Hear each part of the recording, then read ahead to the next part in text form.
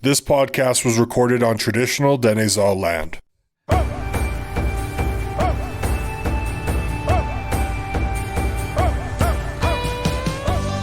Hello and welcome to Before the Peace. I am your host, Jenna Moreland, and I'm sitting on a porch with my co-host and producer of the podcast, Tre Lapashinsky. So we had a miscommunication with Alyssa Currie, the executive director with the Tse'k'wa Historic Site, and we're waiting for her sitting on the porch while we record the intro to this podcast and you'll be hearing from her very soon. I am stoked for today's episode, wrapping up the groundbreaking University of Northern BC-led archaeological dig at the National Tse'k'wa Historic Site. The dig took 6 weeks and had community members and students take part. Over 10 artifacts were discovered, along with thousands of artifact flakes, which we will get into later with Alyssa once she shows up and we're off the porch.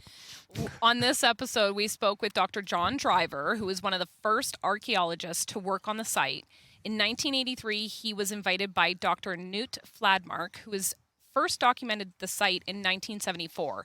He later returned to the site with Fladmark in 1990 and 1991 for additional excavations. So we spoke with Driver along with Dick Gilbert, who helped Driver and Fladmark. We spoke with them during the actual field study. So we're wrapping up with Alyssa a couple months after the fact, kind of getting her thoughts now that it's sunk in and she's had some time to evaluate and maybe get some new information as to where the process is going moving forward. But it was very interesting because Dr. John Driver, this is actually his last year with SFU. He's retiring. So we got to speak with him before he retires, and he also got to visit a site that he helped discover, I guess. Not discover, but he helped with decades ago, which is awesome. Yeah, it kind of comes full circle. And so just back to Gilbert, too. Dick Gilbert, he was one of the first archaeologists. Man, we cannot say archaeologist. That's so hard to say. He was one of the first archaeologists to survey the cave in the 70s. So obviously I love talking artifacts, and if you listened to our previous episode with Alyssa Currie, I really love the sexy ones. It's an inside joke for any of you who've listened to the podcast in the past. So I'm stoked for everyone to hear this episode, but before we get into it, as many of you know, Jenna and I just wrapped up 2 episodes on the Healing the Hoop conference that was in Fort St. John a couple months ago, which was an eye-opening experience, and it was just overall great for the both of us. And Jenna actually had something she wanted to share about the experience she had in previous episodes, but I'll let her explain kind of what we're gonna do here. So after the conference, I kind of felt the need to write down my experience during the blanket ceremony. It's almost like a journal entry of what I felt at that moment. I shared the doc with Tre, and we decided that I should also share what I wrote with the listeners. We want you to come on this journey with us, and that starts with us being vulnerable, which is also kind of scary. I named this writing piece, it's called Walk With Me, a ceremonial experience. I can still feel the beat of George's drum that thumped behind me during the ceremony. Thump, thump, thump. Almost like my own heartbeat was drumming along with him, creating a harmony that is a part of me now. I knew I wanted to write about my experience participating in the blanket ceremony, but what I didn't realize was the impact would hit me days, even weeks after the ceremony. The ceremony was just the beginning. What does being Indigenous mean to me? How do I teach my children more about their heritage? Will the racism ever stop? Is reconciliation just a buzzword? I have so many questions and even more questions to learn to ask. I feel protective over my experience. There is a sacred nature to this ceremony that needs to be respected. I remember looking out at the 300 plus conference attendees and wondering if I was doing it right. Doing what right? The small but quiet voice pushed me. My only job was to be present. Be present. I have the same argument with myself every time I meditate. It wasn't until I saw the woman that I had shared the table with at the conference that I felt grounded. Agnes. At least I think that's her name. I looked at Agnes for most of the ceremony. She was praying for me, and in that moment, the nerves, the fear of the unknown, she felt like the only safe place for my gaze to land. I was warm, wrapped in the blanket. The echoes of the chanting were flowing through my soul, and the thumping of the drum was laying a path. My hair smelled of sage and other sacred plants from the smudging George had performed on me before the ceremony, cleansing my soul of negativity. My palms were sweating, holding onto the blanket that Loretta had instructed me to hold on tight and not move. Loretta asked for those who knew me to come up and walk with me. The most difficult walk is walking alone, and this was a visual reminder of that. Tre, my co-host of the podcast, held onto my shoulder, and he walked with me. Others joined. Christy Jordan Fenton and Jocelyn Isert walked with me. They held onto my shoulders and supported my journey. The purpose of this ceremony was to help me find my way, and when an elder approached me after the ceremony and hugged me, he held me tight and said, "Welcome home." I felt an overwhelming sense of community. A collection of purpose flooded me. I found my way, and it's nestled gently between listening and speaking loudly. I can say with absolute certainty, all of us, every single Canadian, would be better off today had we embraced Indigenous culture instead of trying to erase it. The stories that are told on our podcast are truly heartbreaking and also inspiring. Tre and I have learned so much from the guests we have interviewed, and I feel privileged to learn from them. I hope you will walk with me on this journey. Be curious, be an ally, walk with us. I don't know how many times I've read this, and I even helped you edit it, and hearing you read it, amazing. Amazing. This is what we've been trying to say over the past 2 episodes when we were talking about the experience, and you kind of wrapped it in one nice, beautiful bow. Yeah. Yeah.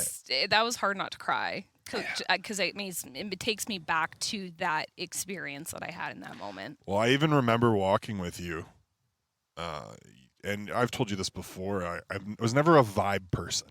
Like, I never felt energies, but specifically during that conference and in that moment, like, I felt it from you. I felt it from the people. It was even an experience in itself for me, having all these eyes watching us and watching this very, very beautiful thing, this beautiful ceremony happening to you. It was just really, yeah, it's different, right? It's hard for me to express it because it's not something that I've ever done before.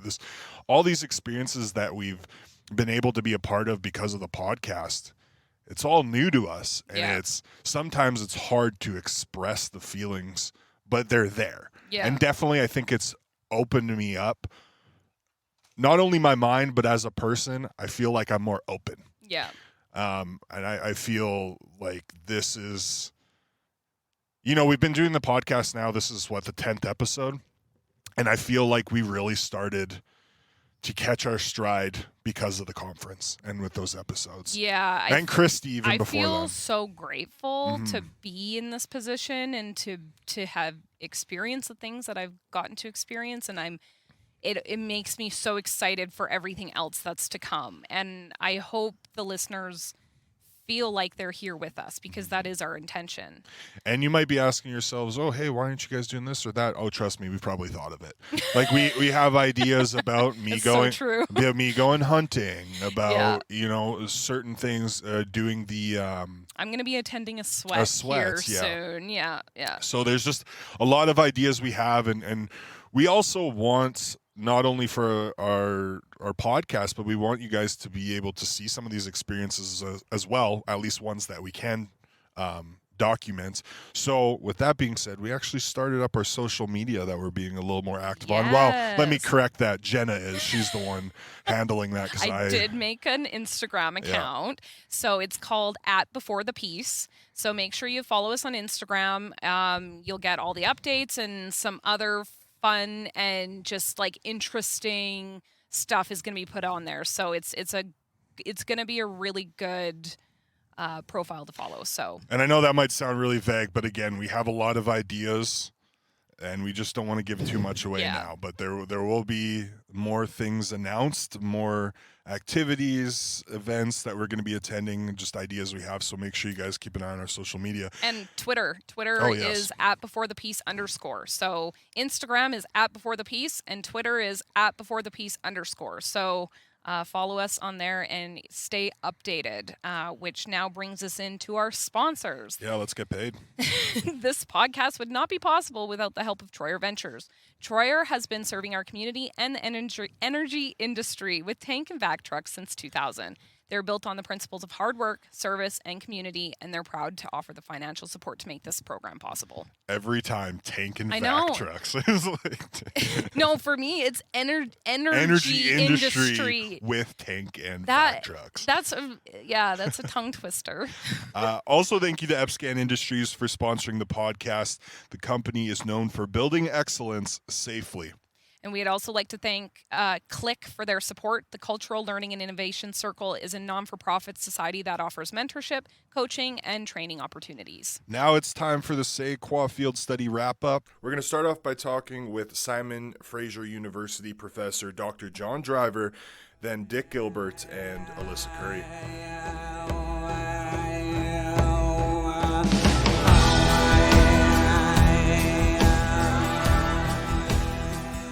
You were one of the first to work on the historical site. How does it feel being back doing one final dig before you retire? Well, I'm just here to help out for a few days, so I'm enjoying that. I'm enjoying being with the students. I think what I'm enjoying the most is seeing everything that's happened here in the last 30 years, and especially in the last 10 years. Now that the Tse'k'wa Heritage Society's bought the land, taken over management of the site, I feel that it's really secure for the future. It's going to be protected, it's going to be managed, and then it's going to be sort of like the centerpiece for learning about First Nations culture. And that makes me feel really good. So what were you hoping to find in this dig? You mean in the dig we're doing right now? Yeah. So I think, obviously I'm not in charge of the dig, but I think what this excavation is going to do, and it will run for the next few years, is to start establishing more about the site, the whole site that we have here. You know, it's quite a few acres. It was probably all used by First Nations people in the past, and I suspect that we'll start finding different kinds of activities here. When I excavated here, we were down near the cave, and so we're finding certain kinds of material, certain kinds of activities. I think now that they're excavating in other areas, they're going to find different activities. And so are you using new tools on old findings? Because with all the the new technology and everything, I mean, since the 70s, it's got to be very different. Are you kind of going back to some of the stuff that you worked on originally? Yes, I've in fact I have my last research grant is to actually go back to the materials we excavated in the 80s and 90s and apply new techniques. So I have researchers working for me right now who are specialists in ancient DNA. So we're extracting old DNA from the bones of the animals that were harvested by First Nations people thousands of years ago. And amongst other things, we're figuring out pretty precisely what they are. So we get really accurate identifications. And in some cases, we're figuring out where they came from. Because we do have animals here in the early part of the site that are now extinct in the Peace River. And so we can figure out where they came from, when they migrated originally to the Peace River, how long they lived here, and then when did they go extinct. Do you believe with how the relationship and how things have advanced here with the site, do you think back when you did the original digs that if there's more like indigenous influence there that it would have progressed in a different way, or what are your kind of thoughts on that? That's a really good question, and I think it's quite difficult to answer, but I think the work that we originally did at the site, which was really about establishing how long people had lived in this area and what they had been doing, I think that was a good base, not just for the scientific work, the archaeological work, but I think it was also providing valuable information for the First Nations. So that first dig, luckily, established that this is an incredibly old site. And it really validated the First Nations' belief that they have been on this land since time immemorial, for more than 10,000 years, definitely. And I think once we realized that the age of the site, it then became more important to have First Nations input into, well, what are we going to do with this site? And the fact that they decided themselves to buy it and make this the centerpiece of really important cultural activities means that now they're directing the research. It's not the archaeologists coming in saying, well, this is what we want to know. It's a dialogue now about what could we do, what could we find out, and I think that's a more productive, in the end, that's a more productive relationship to have, so that you jointly think about the research. And it might get even better moving forward with so many things that the society has planned, that it's just, it's moving upward. It's just more positive moving forward and into the next couple of years, as I'm sure there's going to be a lot more digs potentially at the site as well, right? Yeah, I think the more you find out, the more questions you ask. Rather than just having the archaeologists ask the questions, let's share the findings, and let's sit down together and say, well, what next? What are the next questions? What do we want to find out? Certainly, as archaeologists, we have things we want to find out. First Nations have things they want to find out. Sometimes we want to find out the same things, which is great. So with them kind of giving you some input, has that helped your research in any way? I mean, because you are kind of more the science-based, and they're maybe more they know, some of the rituals and stuff like that. So coming together, did that really kind of go aha with everything? Oh, yeah. Yeah.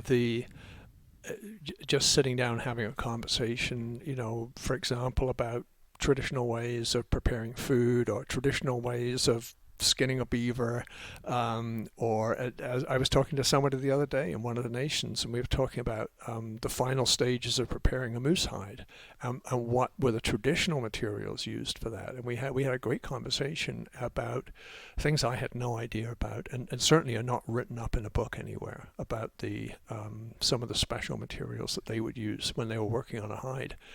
That now directs us back to the site. So did we find that kind of material back at the site? And should we go back through those collections and look for certain things that we hadn't thought to look at before?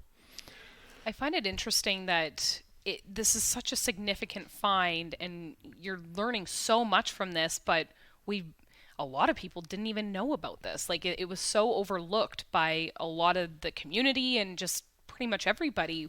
Why was that? So the process of doing the research, say in the 80s and the 90s, we'd come here, we'd excavated, we reported what we'd found in sort of scientific outlets, journals, and so on. And when I came back here, the year after they'd purchased the site, I was invited to come back for what was then called National Aboriginal Day, and to give a little talk about the site. And when I gave the talk, I was asked, how come we, the First Nations, don't have this information? And the answer was, well, it's in scientific journals and books and things. And so they asked me if I would produce something for them that would make that all accessible to them. And so we pulled together a book that just contains the copies of all the scientific articles that we'd written, with descriptions in there, for the sort of intelligent layperson about why this article was written and what's significant about it. And that was really, for me, was the first time that I sort of made this connection between the work that we're doing and the fact that it was not getting back to the community. So they asked a really critical question, which was, why are you keeping this stuff from us? And my response was, okay, yeah, let's find a way to share this. So that book was printed and distributed to all the nations, all the public libraries in the region, and all the schools in the region. The next stage, what I'm working on right now, is ensuring that all the material, both the documents about where we dug and what we found, plus the actual physical things themselves, are all going to be returned and made available firstly to the nations, but secondly also to future researchers. So that's another important step in bringing the material back to the community. But the other aspect of this, I think, is that I've said this a number of times in the last week, is I don't think that the local communities generally have fully grasped yet how important this site is. And it was designated a National Historic Site. That this is, a national Canadian program. It's that was back in 2019. There's very, very few First Nations sites that have been designated as National Historic Sites.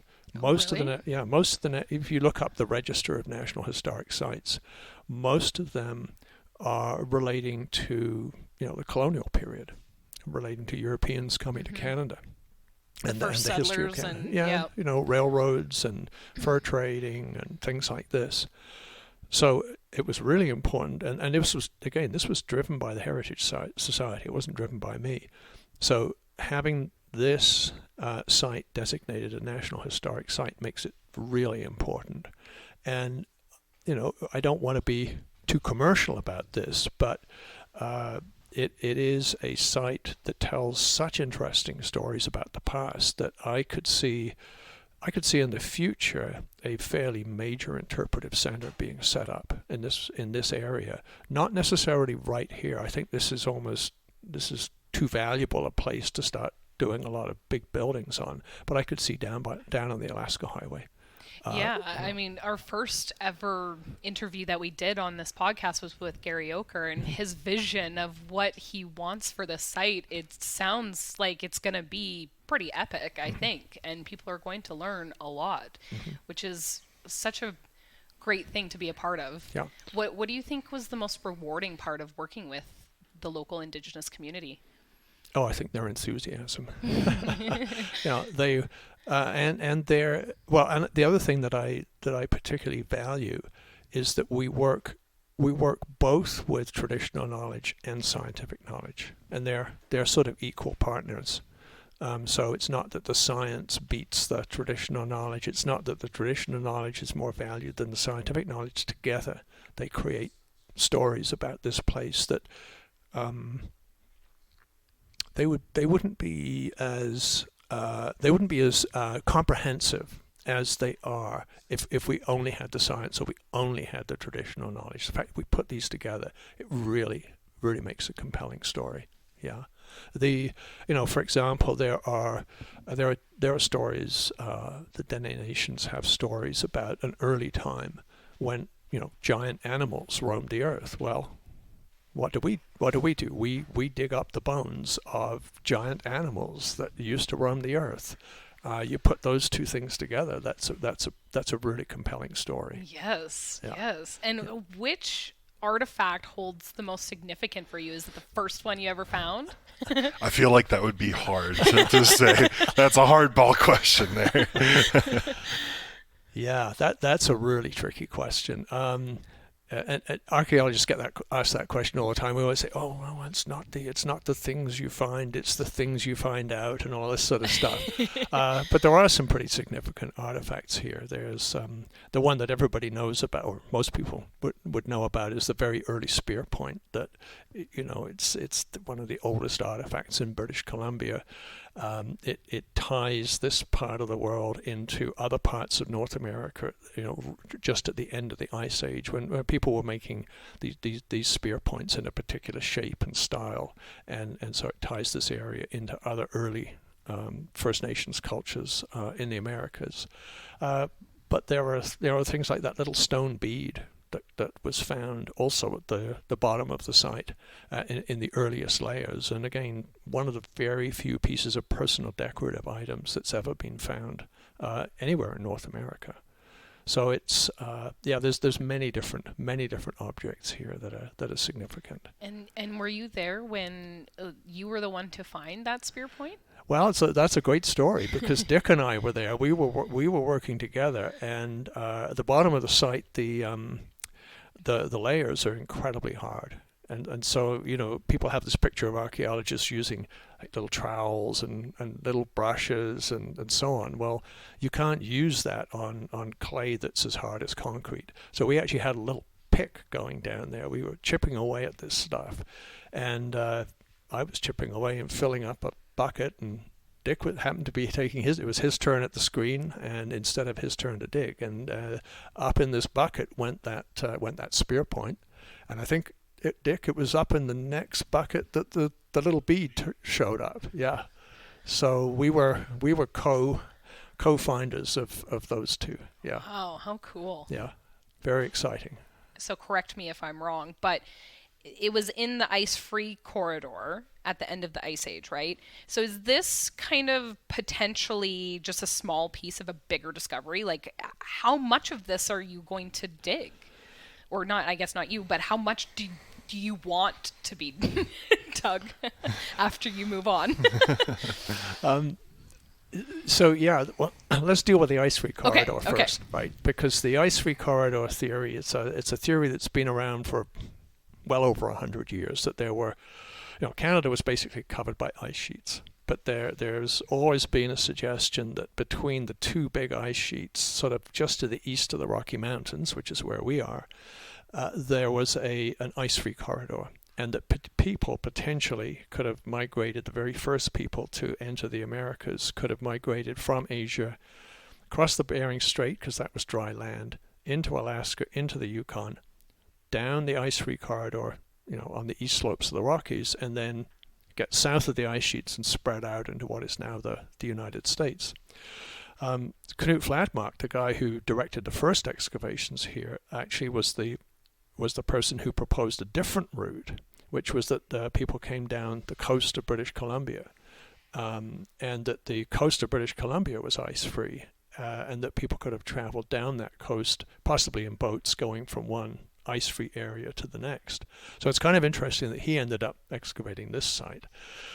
But what we now know about the ice-free corridor is that it didn't open early enough so there, eventually, as the ice began to melt, there was an ice-free corridor, but it didn't open up early enough to account for the sites that we found south of where the ice was. And the evidence that we now have from the earliest layers at this site, both from the artifact types, but also from the DNA in the animal bones, is that people were already south of the ice sheets, and that they moved up into the Peace River area as the ice here melted, and as the big meltwater lakes disappeared, land emerged, people moved into this area, and they came basically, in my opinion, almost certainly from south and east of here. So likely starting in southern Alberta, coming up along the east side of the Rockies, and moving north into the Peace River. And the DNA of the animals shows this extremely clearly. And the style of the spear point, the early spear point that we find, is very similar to slightly earlier spears in southern Alberta. So there were already people in the United States and the southern portions of Alberta before the ice melted. Okay. And so this is actually people moving north into this region, not moving south from Alaska. Now, it's possible that as the ice melted further, eventually that corridor opens up, and it may be that there were also then people coming down from Alaska, but they were meeting people who were probably, related to them, but they hadn't been together for thousands of years. Because they're moving around and traveling. Wow. Yeah. So it is important that it's in the ice-free corridor, but this is not the first people coming into the Americas. These people their ancestors had been here in the Americas for thousands of years before they moved into this area. Nobody could live here before because it was just a sheet of ice. Yeah. So that it is still very significant, but it tells a slightly different story. It doesn't tell the story of people coming from north to south. It's actually people going from south to north. Wow. And so how much of up here are you wanting to dig? Well, I think so from what I've seen at this site, and also from what we've seen from a core taken out of the Charlie Lake itself, a core that goes down into the mud at Charlie Lake, it looks as if this area became habitable round about 13,000 years ago. So we've got what is probably the oldest evidence that you're going to find. It's possible that we might find something a little bit older, either at this site, not exactly where we were digging before, but possibly in another area of this site, or potentially at another site in the Peace River. We've got pretty compelling evidence, I think, now from a whole bunch of different places and different kinds of sources that it was around about 13,000 years ago that dry land was emerging here. And so with dates here of 12,500 years ago, we're looking pretty much at the first people on this landscape. Wow.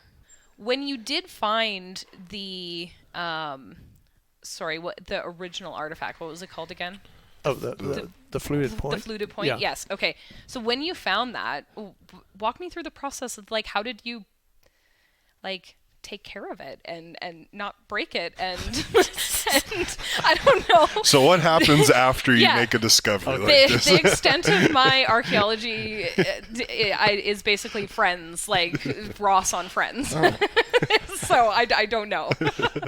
Okay, so we've so most of the artifacts here are made of stone, and stone preserves perfectly well. It's not very delicate. It's not too delicate. Okay. You put it in a plastic bag. You label it. You make sure the label stays with the artifact. You make sure it's stored in a safe place, and it's been stored for 40 years at Simon Fraser University. The other thing, by the way, the other remarkable thing about this site is that it's packed with animal bones. And normally when you excavate archaeological sites in the sort of boreal forest region of Canada, the soil is so acidic that within a few hundred years the bones have gone. They've just been eaten away. So this site is almost unique. Well, it's unique in Canada because it's the only site in Canada where you have a record of animals that starts with the Ice Age and goes right up to the present. There's no other site I can think of in Canada where you've got all these different layers with the bones in every single layer. And then the fact that the bones are preserved here, and in some and particularly in the early levels, superbly preserved. I mean, you would not know they were 12,000 years old. They're in absolutely pristine condition. Fortunately, they have been that preservation environment means you can take them out of that environment. Again, you can make sure they've dried out properly, and then you put them into a bag with a label, and they're perfectly stable. So we're extracting DNA out of bones that were excavated 40 years ago. The people I work with who do the DNA analysis tell me that they've sometimes gone to sites where the bones have only been out of the ground for a few years, and the DNA has all deteriorated. And so is that just because of the cave? Because of the rock?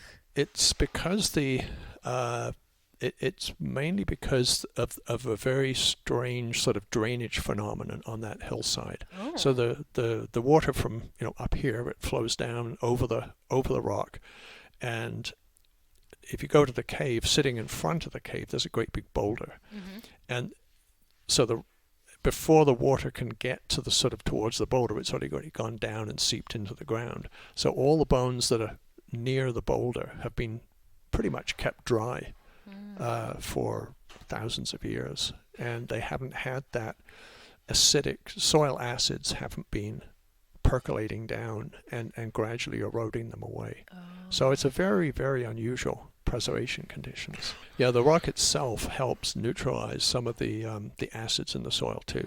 Yeah, so it's that combination of somewhat drier environment, and again, it's very, very deep. So it's the early bones are 4 to 5 meters down, so it's dry down there, and any water that does get down, some of the acids have been neutralized by the local bedrock.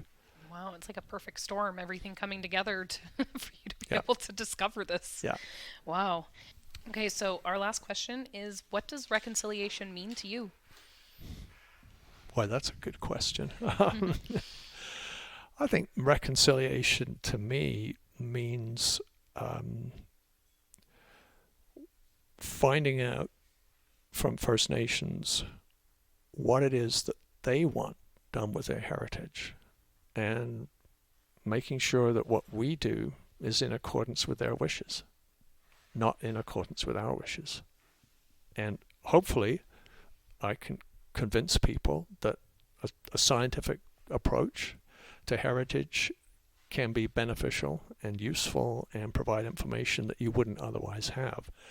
But I think it's really putting their interests in the heritage first, and showing that if we work on heritage from many different points of view, and different experts contribute different things, everybody benefits.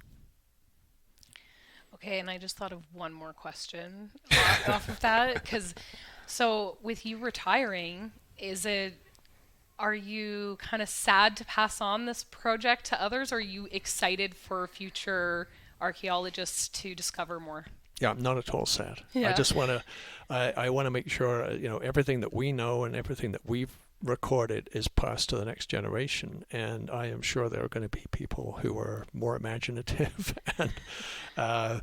and people who develop new scientific techniques, people who come here with different insights from the First Nations communities. They're going to do things here that we would never have thought of doing. So I suspect you'll probably come back to visit.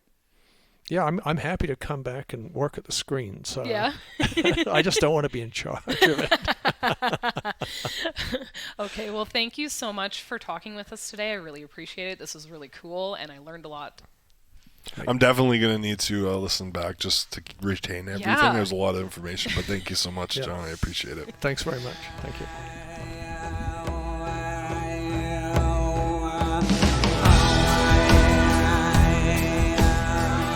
You were a part of the original digs in the 70s and every dig since. How has your archaeology changed throughout the years? In terms of my feelings towards in the 70s, it was a lot of archaeologists finding material, interpreting it for First Nations, and that was it. Now where I'm at, and a lot of other people are, it's not my story to tell. It's not my culture. It's their story, it's their culture, and whatever I can do to help them, tell it. So that, when you talk about change, it's more of a mental shift. Certainly the scientific stuff has improved immensely in terms of what you can do with artifacts. And With technology and everything. Technology, but to me the biggest shift has been a mental one. Yeah, instead of telling, you're kind of assisting. Yeah. Do you want my help? If I can help, it's your story, you tell it. And if I can provide scientific backup for it, that's great. Interesting. And so what was it like, the first dig, the first original dig? We were 1974, excuse me, 1974, we were, my wife and I and a number of other crew people were doing the survey for BC Hydro on the second dam, the Peace Canyon Dam. And they extended our survey from the dam site to the BC-Alberta border. And we were working our way down the Peace, and one of our crew members, who was a local, just mentioned out of the blue, are you interested in caves? Well, of course. So I like caves. yeah, well, they have a lot of potential. So this is certainly outside of the hydro reservoir. So Dr. Knut Fladmark and his wife and myself and my wife came up here on our first day off, located it, very easy to find, and put in a test pit. And it was normally test pits and archaeological sites in British Columbia, northern British Columbia, are 30, maybe 40 centimeters at most. And this was easily, we were down a meter cultural material. So it was interesting. Mm-hmm. Fast forward a couple of months, and I was at graduate school at University of Alberta, and one of my thesis advisors is interested in this sort of stuff, so we came back and enlarged that test pit. It was a 50 centimeter by 1 centimeter. We enlarged it and got more material, and life took over, take different twists, and then we fast forward to 1983, and Dr. Fladmark and crew, which I was on, came back here, and we did a formal research set of excavations down at the cave, and that's where a lot of the initial early material, we were down 4.5, 5 meters of cultural material, and found some very early stuff. Plus the fact that this is one of the few sites that has bone preservation. Normally, you don't find bones in archaeological sites because the acidity of the soil, it just naturally rots them away. Mm-hmm. But because the cave is a limestone, it offsets the acidity of the soil. So we have bison bones, for example, that date to 12,500 years at the bottom, with artifacts, cut marks on them. There's no question of the relationship. And all the way up, and we big mammal bones, fish bones, small bird bones, lemmings, Wow. all sorts of things. And it's truly a site that has multi-layers to it. It's deep, it's undisturbed. All of the dates line up so that the oldest is at the bottom, the newest is at the top. So when you first came here on your day off, was that when you were like, okay, we might have found something here? Mm-hmm. Yeah, it was kind of like, whoa, green. It was an aha moment for Yeah. sure. And when you start looking very quickly at the old glacial lake peace levels, because a lot of this was all when the ice left. It was huge lakes all over the country, and Glacial Lake Peace was very large. And And you're there's- meaning and- like the ice age when it Yeah, melted? and when Okay. it all melts away, but you got the water left, and it's being held back by ice dams and whatnot. And the lake level is not that much lower than the cave, so it would have been above that, so it would have been open and accessible to animals, humans, whatever, at the time. So yeah, you're right. It became pretty clear pretty quick that there might be something here. Plus the bone preservation. Yeah. With keeping that in mind, and the multiple digs over the the past couple decades, what's the potential look like in the future? Like, these digs could be happening, I'm guessing, for years and years where things can be found, correct? Yeah, the amount of excavation at the cave, or between what have you been down there? Sorry. Yes, I barely fit in there, but yeah, I have been down there. Okay, so the cave itself is very shallow in terms of deposit, and virtually nothing came out of the cave archaeologically. But where that big rock is out in front, we call it a parapet, that had moved off a couple of times over and created a void back in there. Oh. The materials are building up in behind there. They're not sloughing off down to the creek or anything else. So you got just everything aligning, and so it just builds up and behind there. Like I said, 4.5, 5 meters of it. And how has the industry's relationship changed, I guess, working with Indigenous people over the years? Like, you've already mentioned that you changed your perspective on it and changed your mental thinking. So how has your work, has that really made a difference by changing the thinking, by instead of telling, by bringing them in? Has it really made that much more of an impact? Yeah. That question, when you ask John or Farrad, they're the academic archaeologists. I took a different little path in life, but I stayed attached to archaeology all of the years.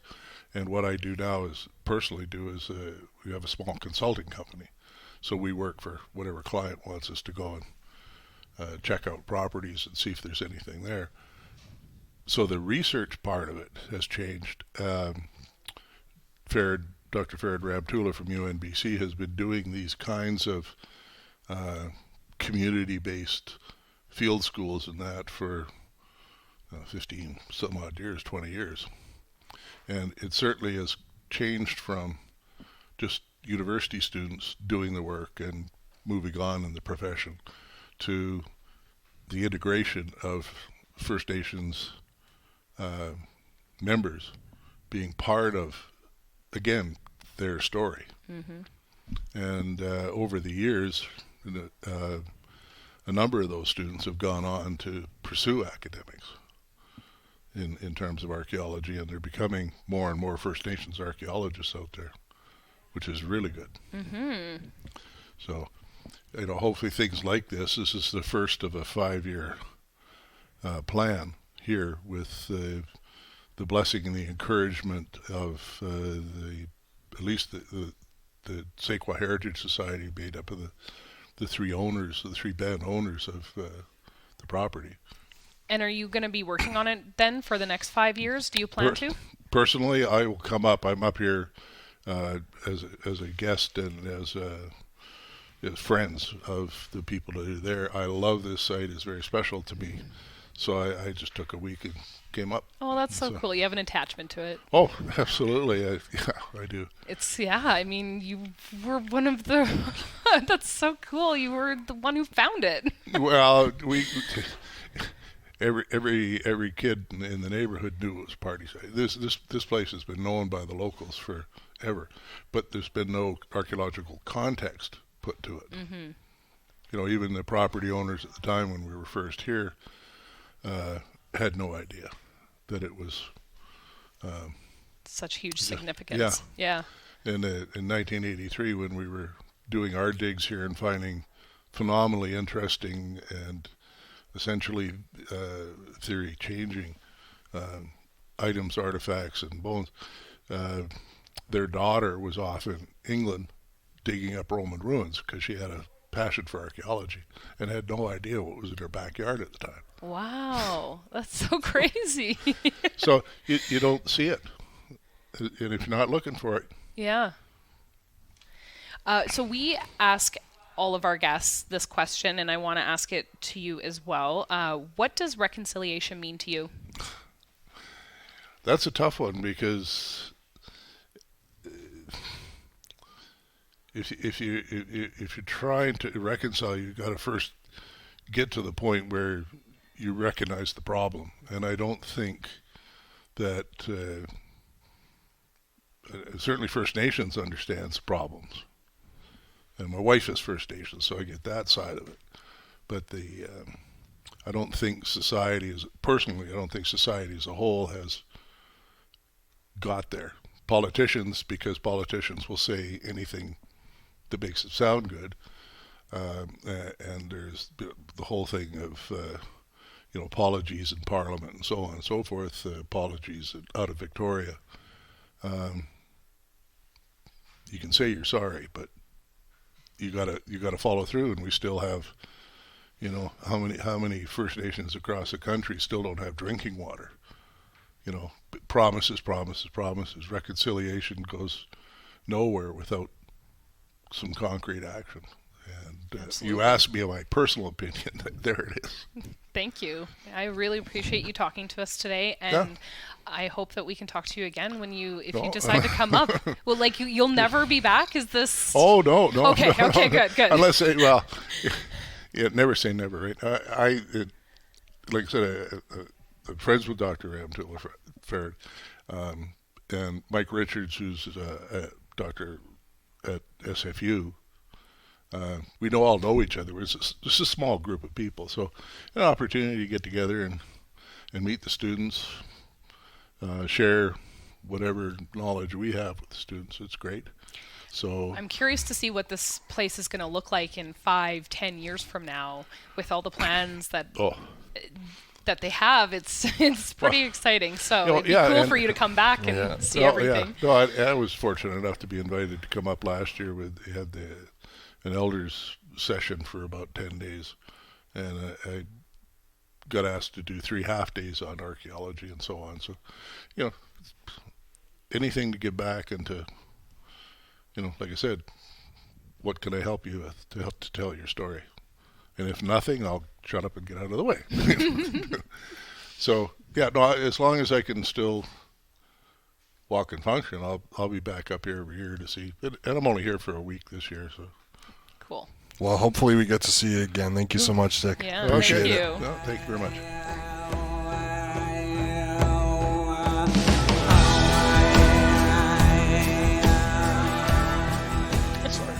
Other jobs. I just love how it's turning into I love it here. I love that it's becoming its own cultural experience the second you kind of come onto the property.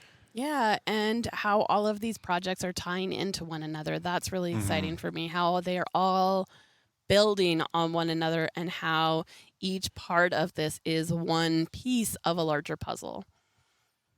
So I want to, well, like, I guess Tre wants to get to the sexy stuff right away. Right off the bat, let's get sexy with the artifacts. How many artifacts did you find? So we found, I think, about 15 tools.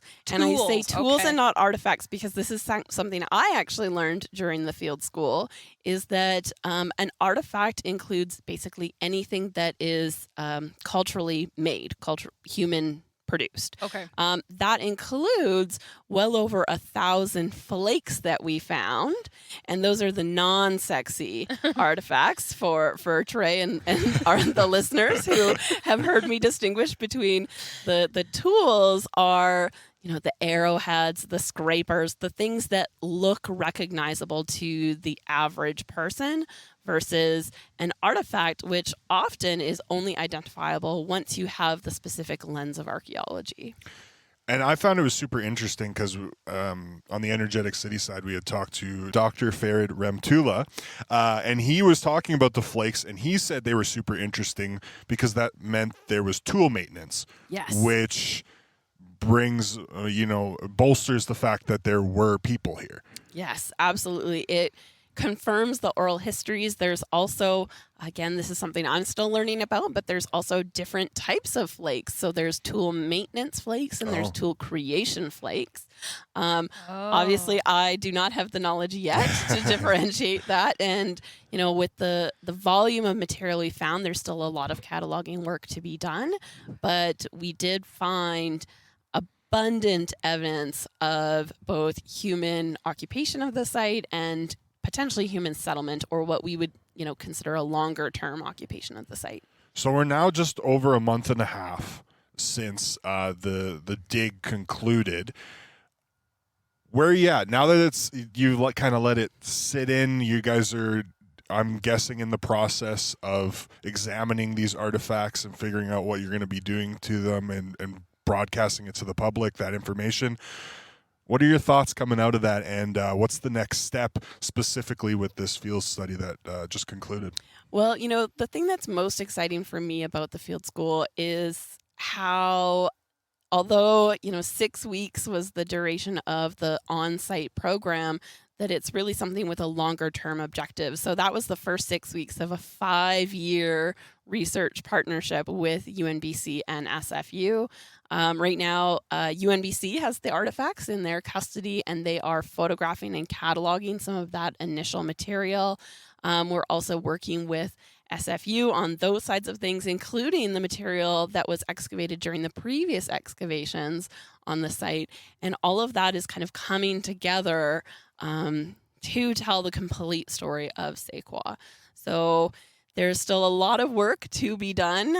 Right now, everything's being photographed, everything's being cataloged. That's with the help of some students at UNBC right now. And then one of our next steps will be transferring that to SFU for temporary custody until we have our repository status, at which point the material will come back to Tse'k'wa.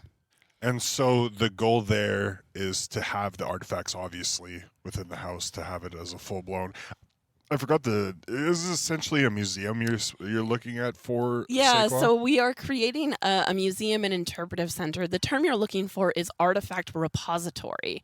And an artifact repository is a designation you receive from the BC Archaeology branch, and that gives you the official capacity to hold archaeological artifacts.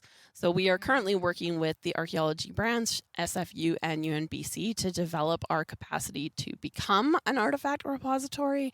And it's at that point that the transfer of materials will come back to Tse'k'wa. I know you've said that before, but I'm going to keep getting you to repeat that until I retain it, because just so much information. It's a new language. It's so really complicated. It's so complicated. So the participants that were helping with the study, they were here for multiple weeks. And when we were here, it was raining. And it's a bit of a grueling process. How did they handle it?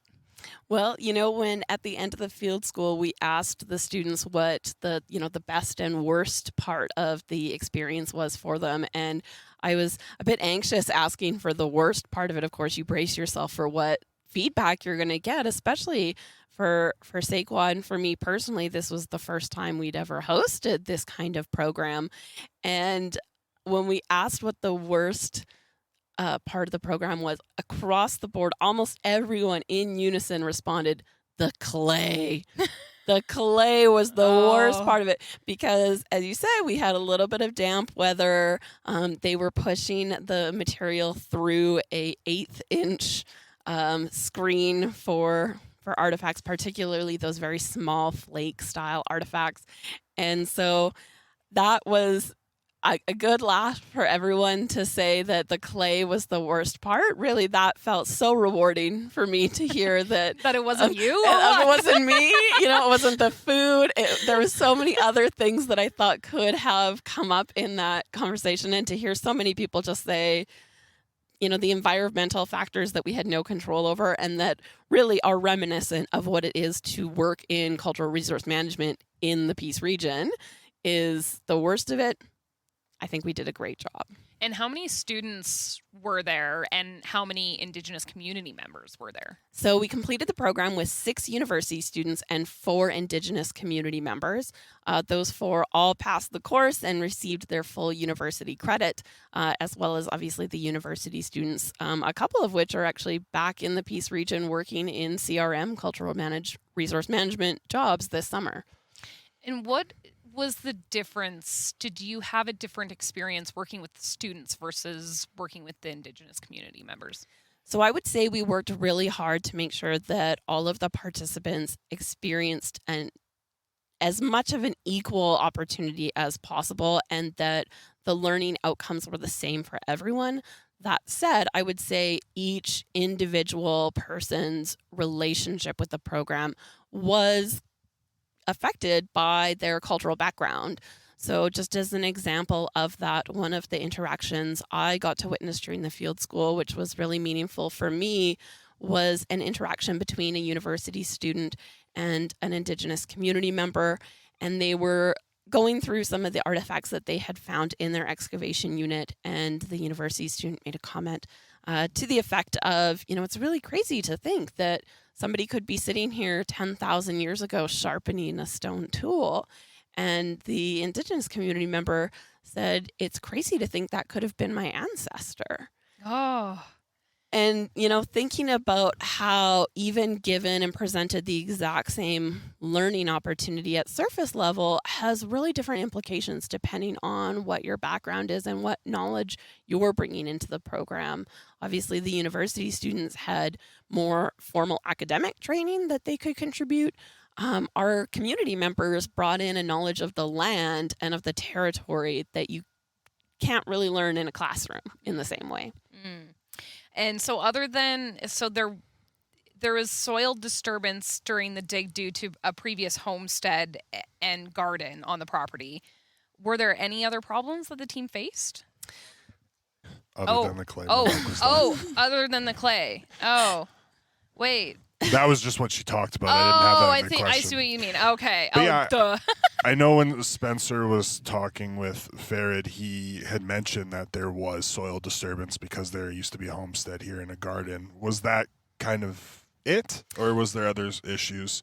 From a archaeological standpoint, that was the biggest factor and the biggest question mark that we're still looking to better understand and to better experience in the property is where is their original untouched cultural layers or untouched layers, cultural layers, and other types of what's called stratigraphy, which is the layering in the soil. I think it was exciting for us, the volume of materials that we found. One of the, I won't say it's a challenge, but a reality of the program is that when you're teaching archaeology and you're having people do archaeological excavations for the very first time, I think it's a lot slower than what people expect. And that's actually a good thing because it means that we're taking our time to process the material carefully to make sure nothing's missed. But it's also important for us to recognize that archaeology as a science is destructive by its nature. When you open up a 1 meter by 1 meter excavation unit and you start taking material out of that unit for possibly the first time in tens of thousands of years, there's no way to put that material back in the same way. And so being slow and deliberate with that excavation process to make sure that we're documenting meticulously everything that comes out of that unit is really important. But I think from the outside, it can definitely appear as if it's going really slow. I just feel like you'd have to have so much patience. Like, so much patience. Well, I think of it from like the journalistic lens, I guess, of like, we don't know what happened that long ago, so we're taking these artifacts. Yeah, you're telling a story, and that's why obviously you go through the process, not only to solidify potentially that story, but also so you don't get the artifacts don't get lost. Like, it makes sense with the process of it going through UNBC and SFU. And like with everything getting labeled, I mean, this is all new to me, so it just sounds like it's like I just learned it because I did. But it's just so interesting. And then, so from when the artifacts get documented, you said they go to SFU and the repository, correct? Yes. My new word. And then they come here. From there, who not decides, but who researches the actual artifacts to explain what it tells us, like the meaning behind what was found? That's a really great question. And the simple answer is that there isn't a simple answer. Research often is driven by, existing knowledge within, in this case, the archaeology community, and some potential either researcher or in some case students having that niche area where they're interested in learning more. Now, previously, when these research projects were undertaken, it was solely related to the research goals of either a often tenured professor or a funding partner from a large academic institution. And one of the things that we're really excited about on this project, and particularly, the 5-year research project that we have with UNBC and SFU, but also how archaeology is changing as a whole, is that more and more the questions that are being asked and investigated are coming from the communities where these artifacts are found. And so decolonizing archaeology, Yeah, which that we was talked my next about. question. John and Dick mentioned it Yeah. a couple times when we talked to them, which I also found, something I never thought of beforehand. I didn't know that was, I guess, an issue, but it makes a lot of sense. Totally makes sense. Yeah. Sorry. So we're looking for opportunities not only to have the community involved in eventually the curation projects and the ways that we can showcase and talk about these items, but also collecting questions from the community and what do we want to learn more about in the archaeological record, and letting the community drive those future discussions and that future research. Now, by community, do you mean, like, how does that work? Is it going to a board of community members with these artifacts, to like elders, knowledge keepers? How is that going to work, or is that something you guys kind of haven't figured out yet? So that's something that's going to be written into our collections policy once that's finished. But the bottom line is that Tse'k'wa is a Deneza-led organization. We have 3 stakeholder nations that are each represented on the board of directors, but that we also have opportunities to visit those communities and meet with elders. So, for example, next month we're working on a project that we're planning on having elders from multiple communities come out and have their input in that process. So, it's important that, we understand from a society and structural organizational standpoint, there's kind of one method, and that's through our board of directors and through so on and so forth with the chiefs and councils and administrative staff. But there's also a really great sense of community for involving the entire Denisot communities. During the field school, for example, it was not open to just the stakeholder nations. It was open to any Indigenous person in Treaty 8. And we're hoping that more and more will be able to open up those opportunities and get that feedback.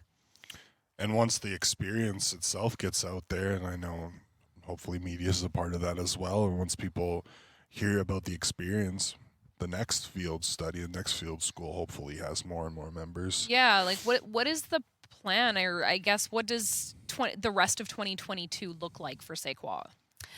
So we have a lot of other projects in the works. Two things specifically that I'm really excited about that tie into the work done during the field school is we are continuing archaeological investigations on the property. We actually hold 2 different archaeology permits for the property, and so the field school work was done under a research permit. We are also doing excavations under a heritage investigation permit, which is a slightly different structure, held under Sarah Gamble, who is our contract consulting archaeologist for the site. And all of that work is being done in cooperation and as part of a broader conversation with both. So having both permits complement each other and complement the previous excavations that were done on the site is really exciting, and having that all tied together and being able to ask questions not only of the material excavated this year, but also excavated, as far back as 74. And those are conversations that can be very broad about use of the site. They can be very technical. Just today we were talking about the specific numbering of artifacts, and to make sure that there's a continuity between the previous research excavations and the ones that are conducted on the site now. Talking with the archaeology branch about the specific numbering of the site. All of those things are tying into a lot of ultimately behind the scenes work happening here at Tse'k'wa that will kind of be manifested in those public front-facing opportunities probably next summer. We also have some exciting opportunities coming up, cultural opportunities, learning opportunities. One of the things that happened during the field school that was a really incredible experience for all the participants, but especially for me, was we processed a moose hide. And that project was a way for us to understand and recognize the value not only of the academic knowledge and to see the stone tools that are in the archaeological record, but that those stone tools are reflective of a culture that's still being practiced. And so we got to work on a moose hide. We actually got to do a little bit of experimental archaeology using some of the stone tools we made to try out different methods on that moose hide. And it's now back at Tse'k'wa. It's been fully tanned and is ready for public programming. So we're actually going to be using the moose hide that was processed during the field school to offer some learning opportunities for the public moving forward, hopefully in this fall. Can I take a picture of it before Yeah, I leave? absolutely. I'll put it on our Instagram at Before the Piece. I believe we're wrapping up right Yep. now. I got one last question for you. We're coming up almost at a year that you've been here. Yep. Lots gone on. Big year for you. Yes, big year. Big year.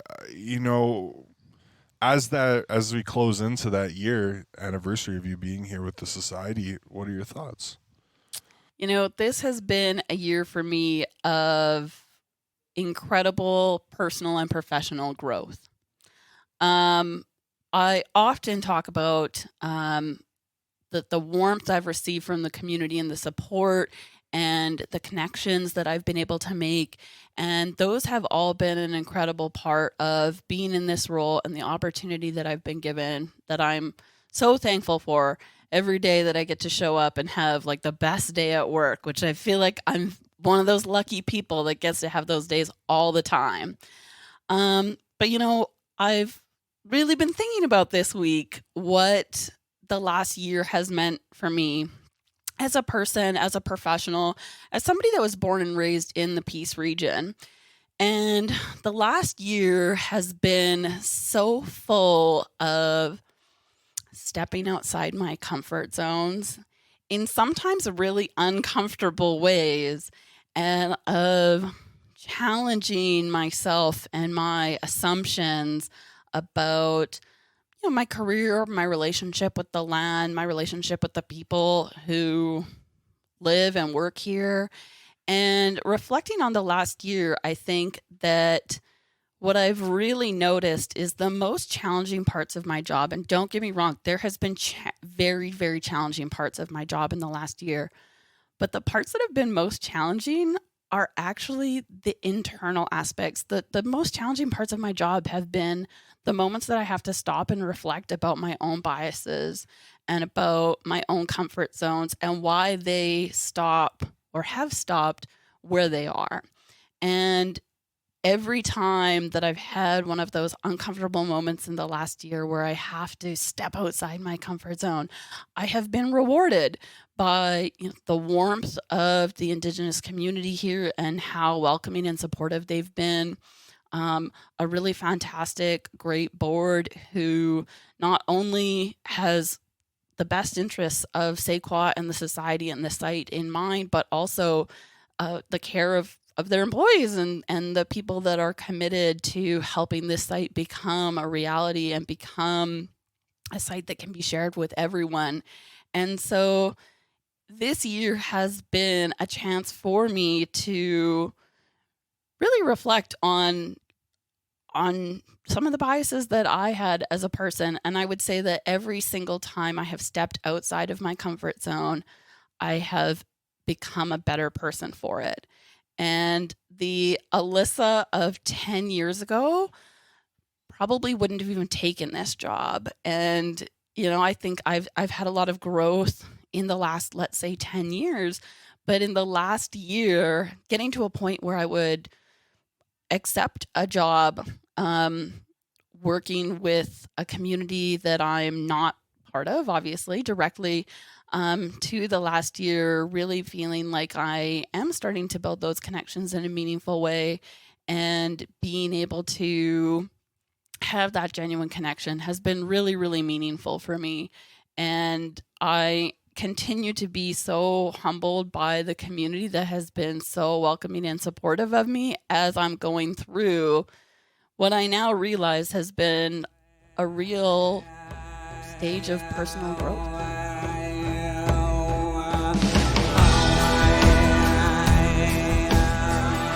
Make sure you guys subscribe to Before the Piece using your favorite podcast app or at energeticcity.ca/podcasts. If you have a guest or program idea, email beforethepiece@moosefm.ca.